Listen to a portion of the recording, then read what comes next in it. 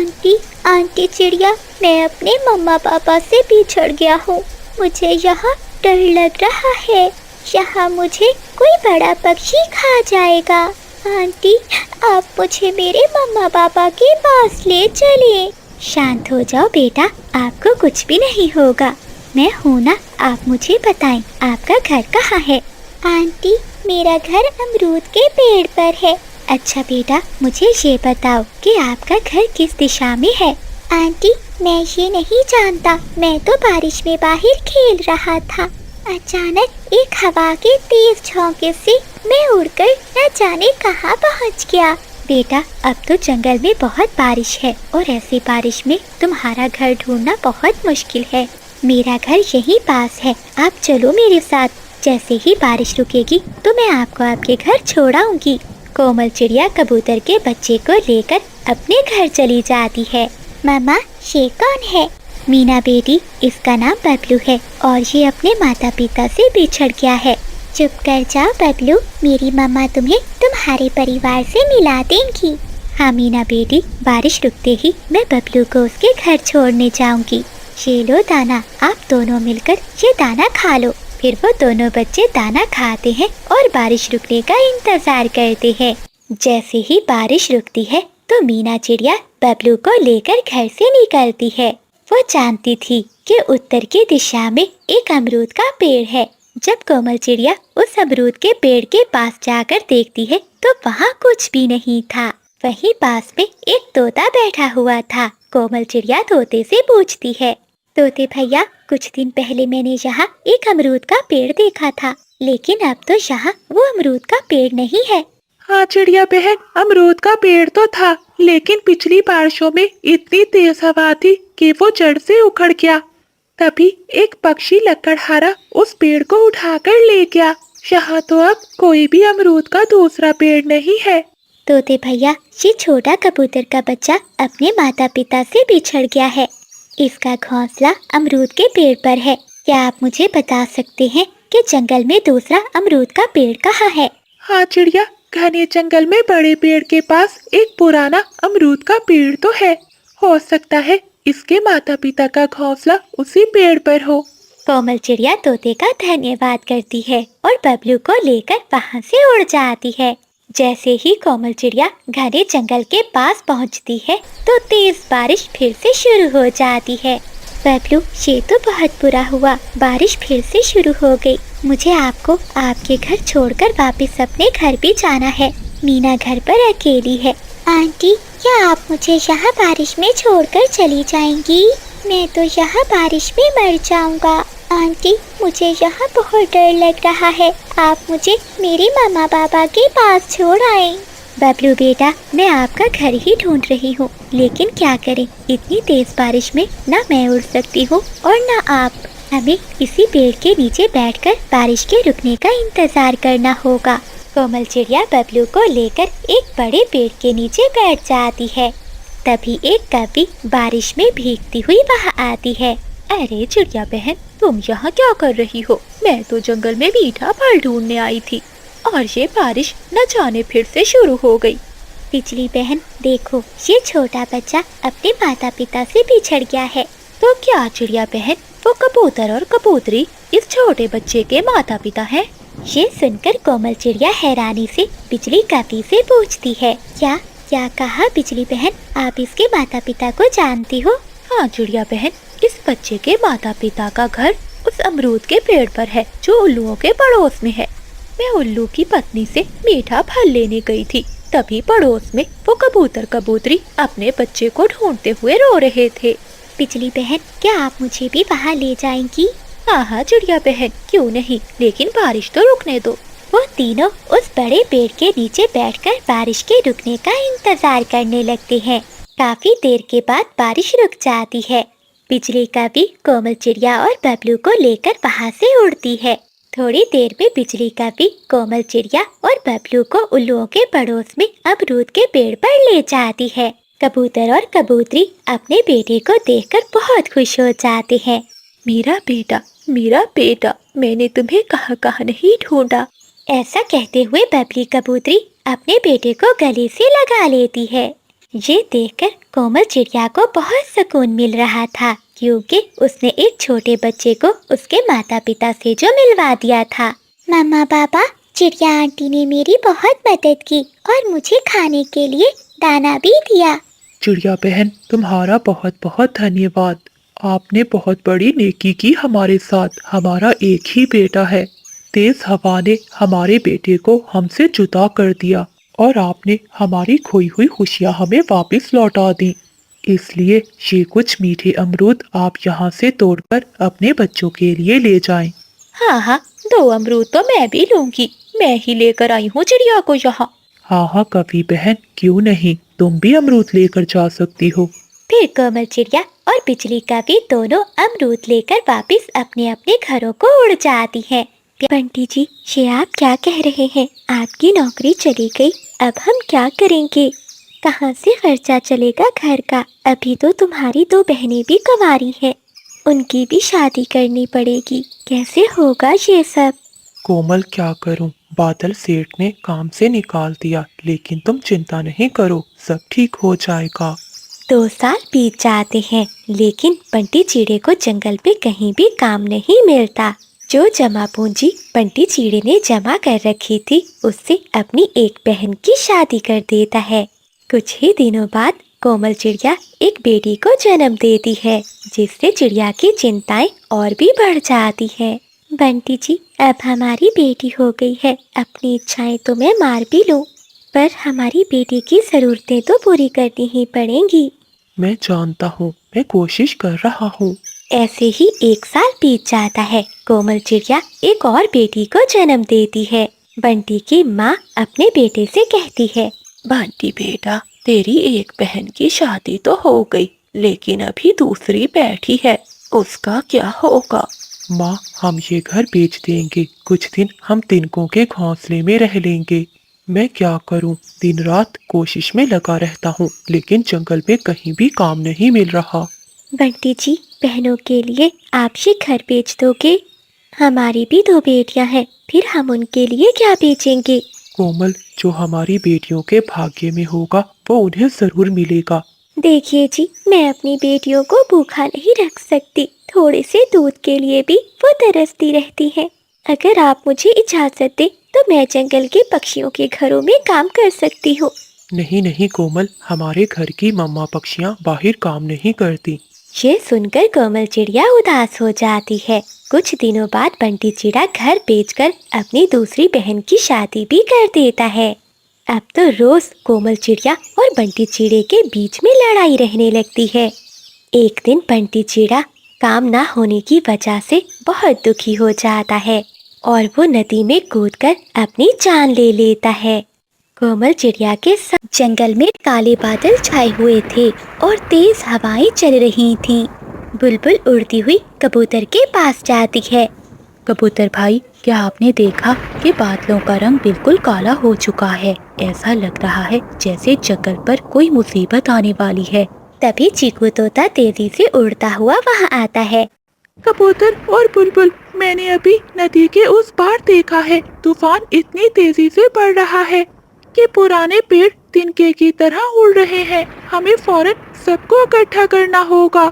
दोस्तों, मैंने पहले ही अपने घर में कुछ दाना और पानी जमा कर रखा है, मगर ये तूफान हमारे घोंसलों को भी नहीं छोड़ेगा। हमें कोमल चिड़िया की तरफ जाना चाहिए, अब वही हमें कोई रास्ता बता सकती है। ऐसा कहते हुए वो तीनों दोस्त कोमल चिड़िया के पास जाते हैं। कोमल चिड़िया एक पेड़ के नीचे सभी पक्षियों को इकट्ठा करती है। दोस्तों, समय बहुत कम है, ये तूफान कोई मामूली नहीं लग रहा। मुझे आज भी याद है, जब मैं छोटी थी तो ऐसा ही एक तूफान हमारे जंगल में आया था। उस तूफान में हमने अपने घर और पक्षियों ने अपने परिवारों को खो दिया था। परंतु अब ऐसा नहीं होगा, हम सबको मिलकर इसका मुकाबला करना होगा। दोस्तों, मैंने जंगल के उत्तर में एक पत्थरों की गुफा देखी है। हम सबको अपने बच्चों को लेकर वहां पहुंचना चाहिए, इससे पहले कि बारिश शुरू हो जाए। अगर बारिश शुरू हो गई तो हम सबका निकलना बहुत मुश्किल हो जाएगा। दोस्तों, कोमल ठीक कह रही है। मेरे पास कुछ भोजन है जो मैंने पहले जमा किया हुआ था। चलो दोस्तों, हम सब अपना जरूरी सामान और बच्चों को लेकर यहाँ से निकलते हैं। कबूतर ने इतना कहा ही था कि बादल और बिजली वहाँ आ जाते हैं। अरे कोमल बहन, क्या तुम इन छोटे पक्षियों को हमेशा डराती रहती हो? दोस्तों, क्या तुम भूल गए हो कि मैं बादल कौवा हूँ? मैंने अपना घर मजबूत लकड़ियों से बनाया है। इतना दम नहीं किसी तूफान में जो बादल के घर को हिला सके। हाँ हाँ, सही कहा मेरे पति ने। कोमल, तुम तो डरपोक हो, शिकारी को देखकर वहाँ से भाग जाती हो। हम तुम्हारे जैसे डरपोक नहीं हैं। हम तो यहाँ अपने मजबूत घर में रहेंगे। हाँ पक्षियों, अगर तुम में से कोई भी हमारे मजबूत घर में रहना चाहता है तो हमें बदले में भोजन देना होगा। बिजली बहन, जिद और लालच मत करो। तुम और बादल भैया, आप दोनों भी हमारे साथ चले। मम्मा, कोमल आंटी ठीक कह रही हैं। जरा देखिए बादलों को, कितने काले हो गए हैं। हमें भी गुफा में चले जाना चाहिए। जुगनू, चुप कर। तू अगर डरता है तो जा, तू इस चिड़िया के पीछे पीछे चला जा। मगर तेरा पिता बहुत बहादुर है, वो किसी गुफा में नहीं छुपेगा। बादल और बिजली बाकी पक्षियों की बात नहीं मानते। जुगनू कौवा बाकी सभी पक्षियों के साथ चला जाता है।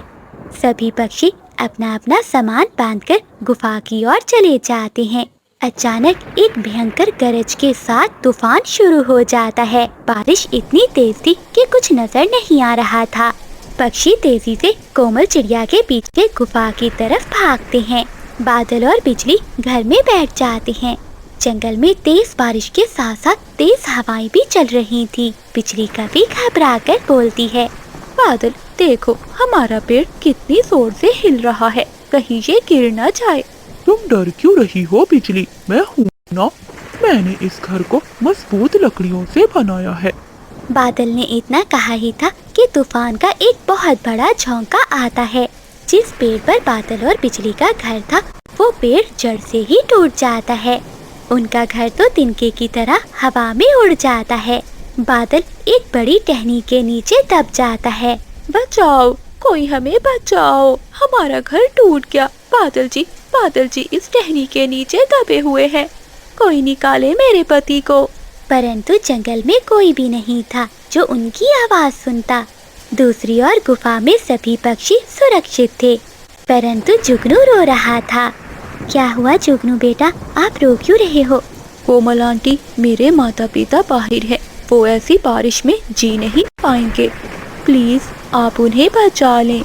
पक्षियों, जुगनू ठीक कह रहा है। बारिश और तूफान बहुत तेज है।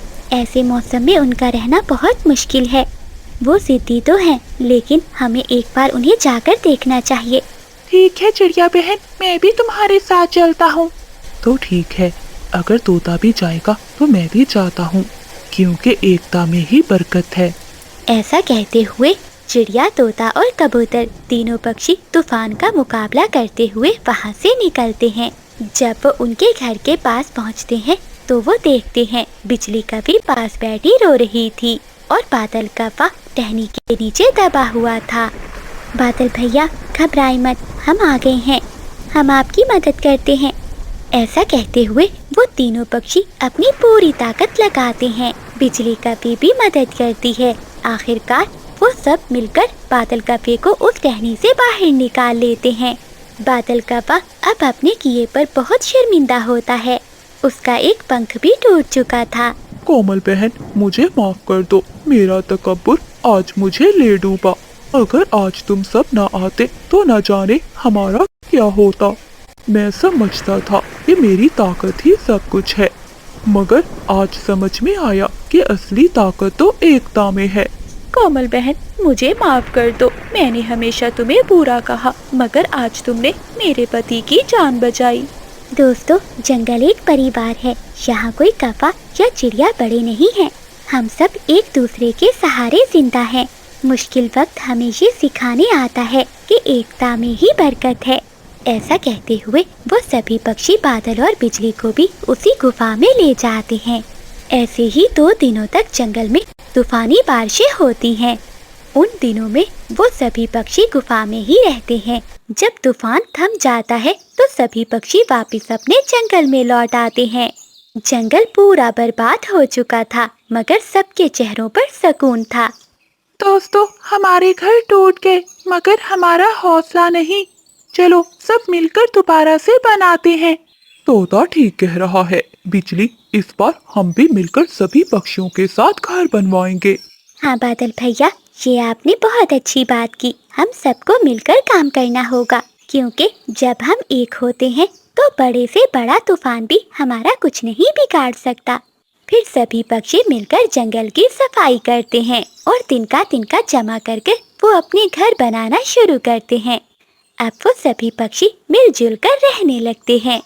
ये वीडियो मुकम्मल तौर पर फर्जी है और सिर्फ तफरीह और तालीमी मकासद के लिए बनाई गई है। इस वीडियो में दिखाई गई तमाम वाक़यात, किरदार और कहानियाँ मुकम्मल तौर पर फर्जी हैं। इनका हकीकी वाक़यात या लोगों से कोई ताल्लुक नहीं। इस वीडियो का मकसद बच्चों को हिफाजत और फैसला साजी करने से आगाह करना है। बराह करम इसे गलत तनाज़ुर में ना लें। जंगल में बहुत तेज बारिश हो रही थी। बिजली कभी अपना छाता लिए जंगल में भोजन ढूंढ रही थी। तभी उसकी नजर एक बूढ़ी फाख्ता पर जाती है, जिसके पास एक मीठा फल था। वो उड़ती हुई बूढ़ी फाख्ता के पास जाकर बैठ जाती है। माँ जी, अपना फल यहीं रख दो और जल्दी से इस बड़े पेड़ के पीछे छुप जाओ। तुम्हारे पीछे मैंने एक बहुत बड़ी चील देखी है। यहाँ ये तुम क्या कह रही हो बेटी, कहाँ है चील? माँ जी, इस बात को छोड़ो, जल्दी से ये मीठा फल मुझे पकड़ाओ और उस बड़े पेड़ के पीछे छुप जाओ। अगर जान बचानी है तो जल्दी करो।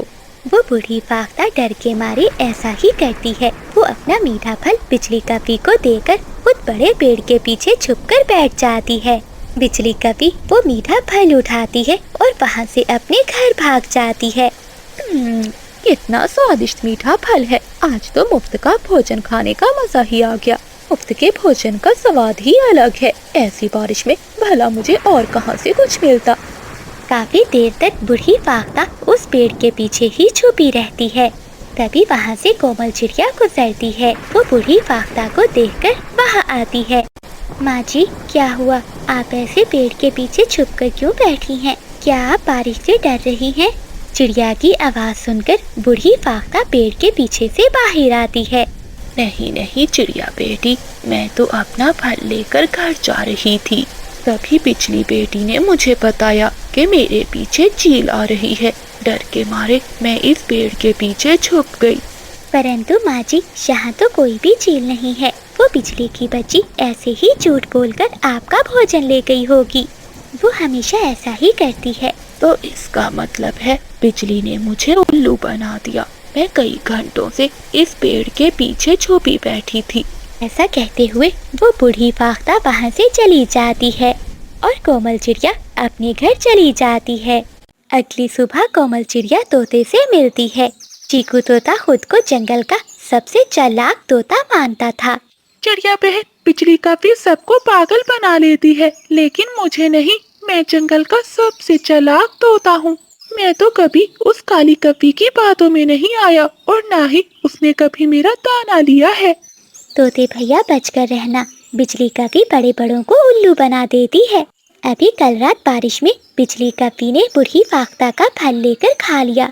ऐसे चीकू तोता बड़ी बड़ी बातें करता है और अपना भोजन उठाकर वहाँ से नदी की ओर चला जाता है। नदी पर बिजली कपी बैठी हुई थी। आज इस मोटी चोंच वाले का मीठा अमरूद खाने को मन कर रहा है, परंतु मैं इससे कैसे लूं ये मीठा अमरूद। बिजली कभी कुछ सोचती है और तोते से कहती है। तोते भैया, तुम्हारे पंख कितने सुंदर होते जा रहे हैं, कितने नरम और मुलायम है। दूर से ही तुम्हारा हरा हरा रंग चमक रहा है। जरूर तुम कोई क्रीम लगाते हो के। मुझे भी बताओ। देखो ना, मेरे पंख कितने काले हैं। मैं भी तुम्हारी तरह सुंदर दिखना चाहती हूँ। नहीं बिजली, मैं कोई क्रीम नहीं लगाता। मेरे पंख तो पहले से ही बहुत सुंदर है। नहीं, तुम झूठ बोलते हो तोते भैया। जरा देखो तो, तुम्हारी चोंच अब कितनी सुंदर लग रही है, चमक रही है, बिल्कुल लाल टमाटर की तरह। जरा नदी के पानी में तो देखो खुद को, कितने सुंदर लग रहे हो, फिर ही तुम्हें पता चलेगा। बिजली के कहने पर चीकू तोता खुद को पानी में देखता है और अपने आप को देखकर वो बहुत खुश हो जाता है। हाँ बिजली, तुम सच कह रही हो। अरे वाह, मैं तो पहले से भी ज्यादा सुंदर दिख रहा हूँ। तोते भैया, मैं जानती हूँ एक सुंदर तोती को, वो पहाड़ों पर रहती है। वो किसी सुंदर तोते को ढूंढ रही थी। क्या तुम उससे मिलना चाहते हो? सुंदर तोती का सुनकर तोता तो बहुत खुश हो जाता है। हाँ हाँ बिजली, मैं मिलना चाहता हूँ उस तोती से। वो तोती मुझे देखकर बहुत खुश होगी क्योंकि मैं जंगल का सबसे सुंदर तोता हूँ। तो ठीक है तोते भैया, लाओ ये मीठा अमरूद मुझे दे दो, फिर मैं तुम्हें उस सुंदर तोती के पास ले जाती हूँ। तोता खुशी में वो अमरूद बिजली कपी को दे देता है। बिजली कपी तोते का वो अमरूद खा लेती है। चलो तोते भैया, अब मैं तुम्हें उस सुंदर तोती से मिलवाती हूँ। ऐसा कहते हुए बिजली कपी तोते को अपने साथ लेकर घने जंगल में से होते हुए पहाड़ों के पास पहुंच जाती है। बिजली, ये क्या, यहाँ तो कोई भी सुंदर तोती नहीं है। क्या तुमने मुझसे झूठ बोला था? तुमने मेरा मीठा अमरूद क्यों खाया? मेरे सुंदर तोते भैया, इतना गुस्सा मत करो, मैंने झूठ नहीं बोला था। लगता है अब वो तोती चली गई होगी। ऐसा करना, तुम कल आ जाना। कल तुम कोई मीठा फल ढूंढ कर लाना। तोती को मीठे फल बहुत पसंद है। बिजली की बात सुनकर तोता खुशी खुशी वापस अपने घर लौट जाता है। अगली सुबह हो जाती है। चीकू तोता जंगल से कुछ मीठे फल ढूंढता है और वापस बिजली कपी के पास जाता है। बिजली, देखो मैं मीठे फल ढूंढ लाया। चलो अब मुझे उस सुंदर तोती से मिलवा दो। अरे तोते भैया, इतने उतावले क्यों हो रहे हो? वो सामने बड़ा पेड़ है ना, उसके पीछे बैठी है वो सुंदर तोती और तुम्हारा इंतजार कर रही है। जाओ जाकर देख लो। जैसे ही तोता उस पेड़ के पीछे जाता है तो पीछे से बिजली कपी वो मीठे फल लेकर वहाँ से भाग जाती है। भाग गई, वो काली कपी मेरे मीठे फल लेकर भाग गई। मैं भी पागल था जो इस काली कपी की बातों में आ गया। कितना चालाक बनता था मैं, लेकिन उस कपी ने मुझे उल्लू बना दिया।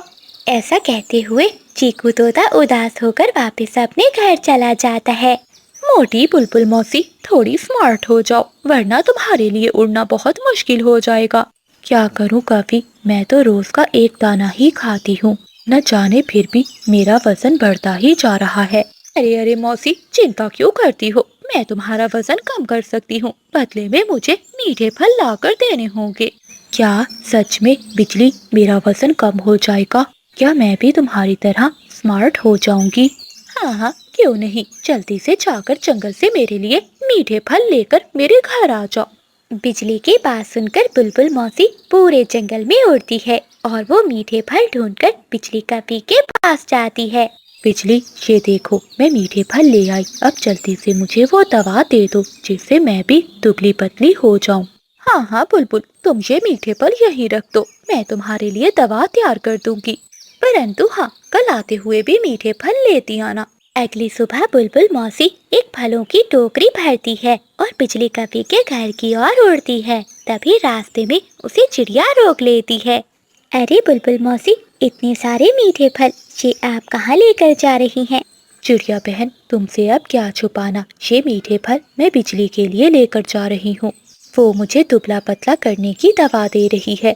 उसी ने मुझसे ये मीठे फल मांगे हैं। अरे मौसी, ये आप क्या करने जा रही हैं? क्या आप नहीं जानती वो कभी कैसे पक्षियों को उल्लू बनाती है? उसने कल तोते को भी उल्लू बनाया था। आज वो आपके साथ ऐसा कर रही है। चिड़िया, ये तुम क्या कह रही हो? मैं तो कल भी उसके लिए मीठा फल लेकर गई थी।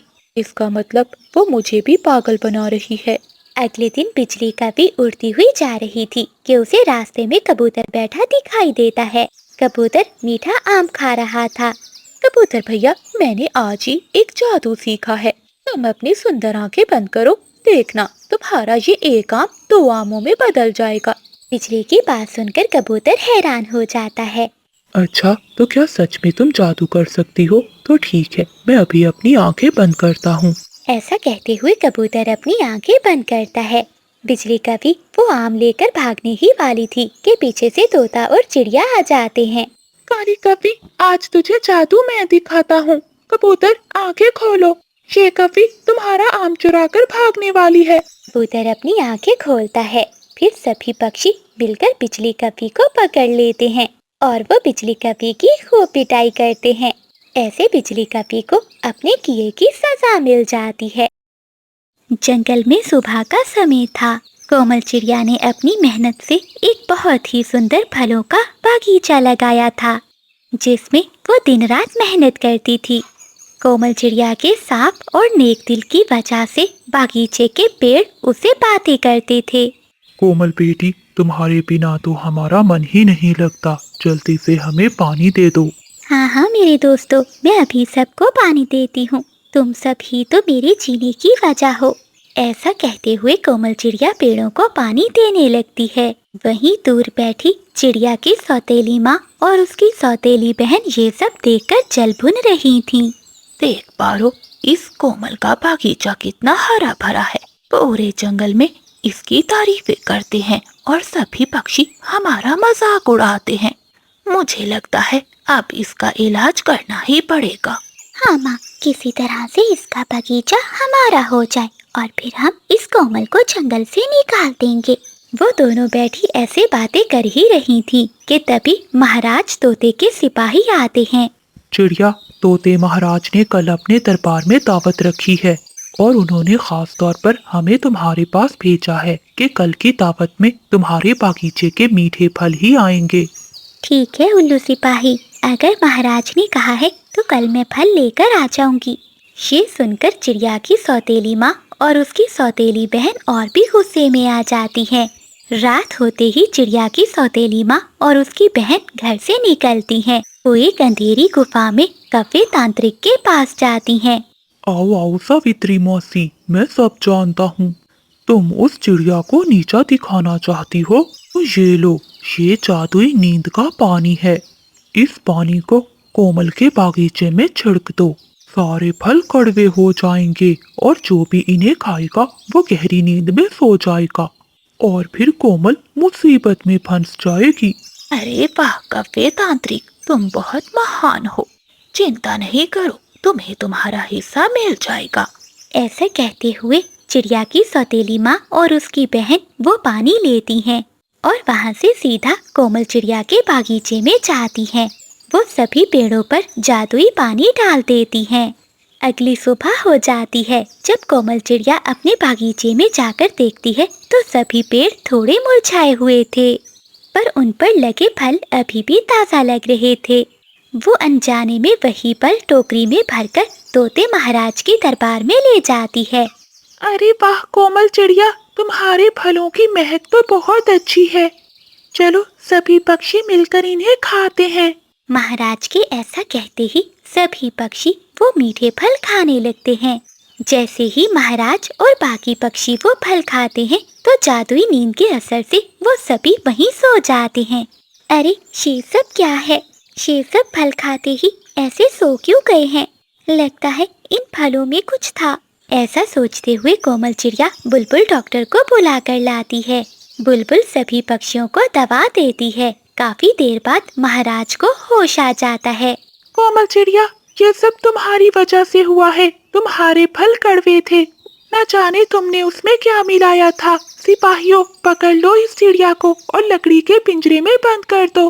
तोते महाराज जी, मुझे माफ कर दीजिए, मैं नहीं जानती कि ये सब कैसे हो गया। सिपाही चिड़िया की एक बात भी नहीं सुनते और उसे कैद कर लेते हैं। चिड़िया रोने लगती है।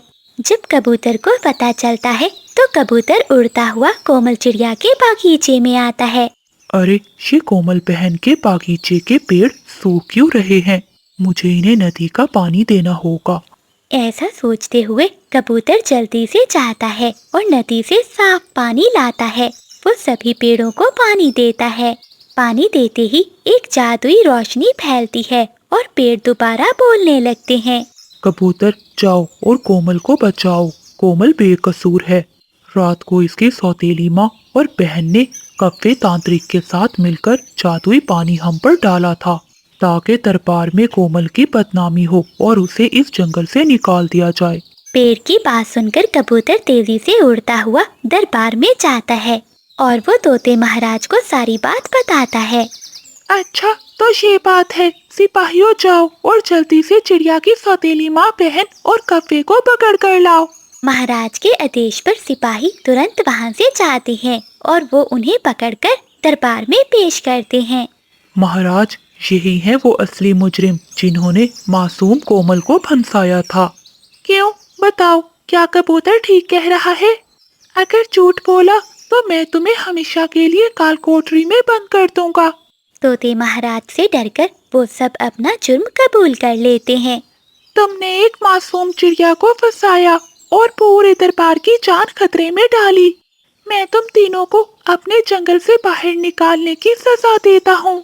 फिर चिड़िया की सौतेली माँ, उसकी बहन और कव्य तांत्रिक को जंगल से भगा दिया जाता है। महाराज तोता कोमल चिड़िया को रिहा कर देता है और ढेर सारे इनाम देता है। चिड़िया, मुझे माफ कर दो, मैंने सच्चाई जाने बिना ही तुम्हें दोषी ठहराया। महाराज जी, इसमें आपकी कोई गलती नहीं। मेरी माँ मेरे खिलाफ ऐसी साजिश कर सकती है, ये मैं नहीं जानती थी। फिर कोमल चिड़िया कबूतर भैया के साथ अपने हरे भरे बागीचे में वापस आती है, जहाँ चिड़िया के बागीचे के पेड़ पौधे खुशी से गीत गाते हैं। कोमल चिड़िया अब हमेशा के लिए सुकून से रहने लगती है। जंगल का मौसम बहुत खराब था। आसमान पर काले बादल छाए हुए थे। कोमल चिड़िया अपने टूटे हुए घोंसले में अपनी बेटी मीना के साथ बैठी थी। मीना को बहुत तेज बुखार था। ऐ ऊपर वाले, मीना का बुखार कब नहीं हो रहा। मेरे पास तो ना पैसे हैं और ना ही दवा। अब मैं क्या करूं? तभी बुलबुल उड़ती हुई वहां आती है। कोमल बहन, मैं उल्लू के घर से होकर आ रही हूँ, लेकिन उल्लू वैद अपने घर पर नहीं है। उसके दरवाजे पर ताला लगा हुआ है। बुलबुल बहन, अब मैं क्या करूं? मीना का बुखार तो उतर ही नहीं रहा। कोमल बहन, चिंता मत करो। मैंने सुना है कि पुराने पेड़ के पीछे एक शिफा वाला पेड़ है। अगर मीना उस पेड़ का फल खाएगी तो ये ठीक हो जाएगी। परंतु बुलबुल, तुम्हें तो पता है, वहाँ तक पहुँचने के लिए मुझे नदी पार करनी होगी और मेरे पंख इतने मजबूत नहीं हैं कि मैं नदी पार कर सकूं। हाँ कोमल, तुम ठीक कह रही हो। तुम क्या, मैं भी वो नदी पार नहीं कर सकती। कोमल बहन, याद आया, बादल कव्वा नदी में मछलियाँ पकड़ता है, उसके पास नाव है। तुम उससे जाके मदद क्यों नहीं मांगती? हो सकता है कि वो नदी पार कराने में तुम्हारी मदद करे। हाँ बुलबुल, तुम ठीक कह रही हो। तुम मीना के पास बैठो, मैं चाहती हूँ। ऐसा कहते हुए कोमल चिड़िया अपने घर से निकलती है। वो नदी के किनारे जाती है, जहाँ बादल कव्वा अपनी बड़ी नाव में मछलियाँ पकड़ रहा था। कबूतर वहीं बैठा कव्वे से मछलियाँ खरीद रहा था। बादल भैया, मौसम बहुत खराब है, मुझे नदी के पार जाना है, मैं उड़ नहीं सकती। आप मुझे नदी के पार ले जाएंगे? मेरी बेटी बहुत बीमार है, मुझे उसके लिए नदी के पार से वो शिफा वाला फल लेकर आना है। अरे चिड़िया, ये मेरा मछली बेचने का समय है, मैं मछलियाँ बेच रहा हूँ। हाँ, अगर तुम्हें मेरी नाव पर जाना है तो मुझे पहले 500 सिक्के देने होंगे। क्या बादल भैया, 500 सिक्के मैं कहाँ से लाऊंगी? तभी तोता भी वहाँ आ जाता है। बादल, शर्म करो, देखो एक माँ कितनी मजबूर है और तुम मुझसे सिक्के मांग रहे हो। चल चल मोटी चोंच वाले, तू जाकर अपना काम कर। चिड़िया को अगर नाव पर जाना है तो मुझे सिक्के देने होंगे, वरना मैं नहीं लेकर जाऊंगा। कोमल चिड़िया ये सब सुनकर चुपचाप वहाँ से चली जाती है। रास्ते में कोमल चिड़िया को एक बूढ़ी फाख्ता मिलती है, जो एक झाड़ियों में फंसी हुई थी। बेटी, क्या तुम मेरी मदद करोगी? मैं 2 दिनों से इन झाड़ियों में फंस गई हूँ, परंतु कोई पक्षी भी मेरी मदद को नहीं आ रहा। अब तुम ही हो जो मुझे यहाँ से बचा सकती हो, मुझे बचा लो। जी जी माँ जी, मैं अभी आपको इन झाड़ियों से निकालती हूँ। ऐसा कहते हुए कोमल चिड़िया उस बूढ़ी फाख्ता को झाड़ियों से निकालती है। बेटी, तुम्हारा बहुत बहुत धन्यवाद मुझे यहाँ से निकालने के लिए। मैं कई दिनों से भूखी हूँ, क्या तुम्हारे पास कुछ खाने को है? कोमल चिड़िया मन में सोचती है, मेरे पास तो सिर्फ ये एक रोटी का छोटा सा टुकड़ा है जो मुझे रास्ते से मिला था। मैं ये रोटी मीना के लिए लेकर जा रही थी, लगता है माँ जी को इसकी ज्यादा जरूरत है। ऐसा सोचते हुए कोमल चिड़िया वो रोटी का टुकड़ा बूढ़ी फाख्ता को दे देती है। बूढ़ी फाख्ता वो रोटी का टुकड़ा खा जाती है और चिड़िया से कहती है, बेटी, तुमने मुझे अपने हिस्से का भोजन दिया, मैं भी तुम्हें कुछ देना चाहती हूँ। ये लो बेटी, इस पोटली में सुनहरा बीज है।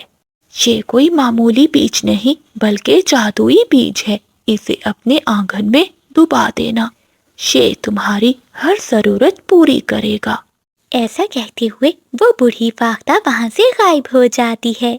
अरे ये माँ जी कहाँ चली गईं? तभी बारिश शुरू हो जाती है। जल्दी से घर जाना होगा वरना मेरे पंख भीग जाएंगे। ऐसा कहते हुए कोमल चिड़िया अपने घर की ओर उड़ती है। वो घर आकर बुलबुल को सारी बात बताती है। बुलबुल और कोमल चिड़िया बारिश में वो बीज बो देती हैं। सारी रात जंगल में बारिश होती रहती है। अगली सुबह जब बारिश रुकती है तो बुलबुल कोमल चिड़िया को आवाज देती है। कोमल, कोमल बहन, जल्दी बाहर आओ, देखो। जब कोमल चिड़िया बाहर आती है तो वो देखती है वहाँ एक सुनहरा पेड़ उगा हुआ था जिस पर सुनहरे रंग के फल लगे हुए थे। उन फलों में से कुछ फल सोने के थे। अरे वाह कोमल, देखो तुम्हारी नेकी रायका नहीं गई। लगता है वो बूढ़ी फाख्ता कोई परी थी। अब जल्दी से ये फल मीना को दे दो, वो ठीक हो जाएगी। ऐसा कहते हुए कोमल चिड़िया एक फल तोड़कर अपनी बेटी को देती है। थोड़ी ही देर बाद मीना का बुखार ठीक हो जाता है और वो अपने घोंसले से उड़ जाती है। बादल और बिजली को जब पता चलता है तो वो चिड़िया के आंगन में आते हैं। बादल, देखो चिड़िया के पास कैसा पेड़ है जिस पर सोने के फल लगे हैं। हमें रात के अंधेरे में ये सोने के फल चुराने होंगे। हाँ बिजली, तुम ठीक कह रही हो। रात होने दो, हम ये सारे सोने के फल चुरा लेंगे। ऐसा कहते हुए वो कौवे वहाँ से चले जाते हैं और रात होने का इंतजार करते हैं। जैसे ही रात होती है तो वो कौवे चिड़िया के आंगन में पहुँचते हैं। बिजली, मैं इस पेड़ को काटकर सारे सोने के फल ले लेता हूँ और फिर कबूतर को बेचकर हम अमीर बन जाएंगे। जैसे ही बादल कौवा कुल्हाड़ी मारने लगता है तो पेड़ अपनी शाखों से बादल कौवे को उल्टा लटका देता है। बिजली, बचाओ, मुझे बचाओ, इस पेड़ ने मुझे पकड़ लिया है। बादल, मैं कैसे बचाऊं? अगर मैं भी पास आई तो ये मुझे भी पकड़ लेगा। मैं तो जा रही हूँ। नहीं बिजली, तुम्हारा ही आइडिया था, अब मुझे बचाओ। शोर की आवाजें सुनकर जंगल के सभी पक्षी वहाँ आ जाते हैं। अरे कबो, तुम यहाँ? लगता है चिड़िया बहन बादल को उसके किए की सजा दी है पेड़ ने।